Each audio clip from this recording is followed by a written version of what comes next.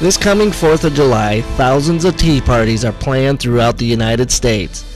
We caught up with a few organizers and asked them a few questions. First off, why are you here?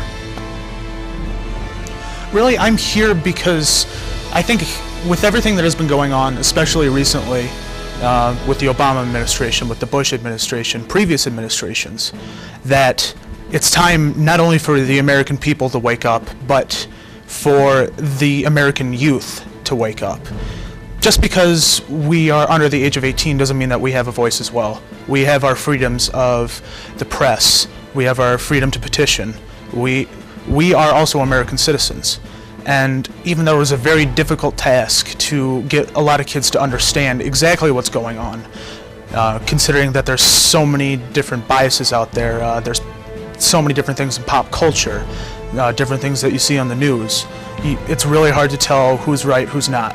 And that's my mission here through the tea parties, is try to get as many kids involved as I can, bring it down to a level that a lot of people can understand, and ultimately make it so that when they do have the ability to vote, that they can make educated decisions.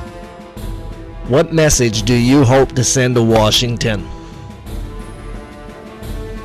My biggest message probably to Washington is that they need to watch themselves in what they're doing, because in the next couple of years, my generation, me being only 16 years old, is going to come in there and we're going to have all the information that we will ever need to vote them out, if need be.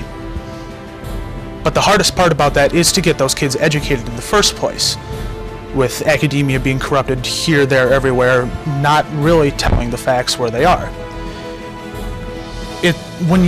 Sometimes it takes sitting down with one-on-one with a kid to explain to them exactly what's going on. Sometimes it takes a group setting. There's so many different avenues that you can take to this position, but it's very hard to do.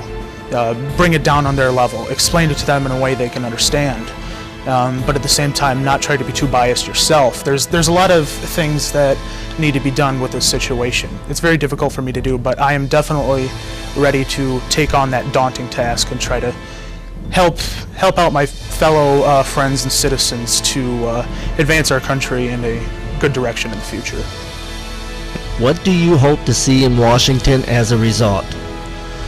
As a result from the tea parties and my mission to get kids involved, I'm hoping that our country still is the greatest country in the world. That America will always be the greatest capitalist nation in the world. No more socialism, liberal fascism, whatever you want to call it. We thrive on capitalism. Capitalism is how our system has always worked. It is how it has gotten us to the highest peak in the world, just within our short almost 300-year span of being a country. Why would you want to give that up? I do not understand why you would want to give that up.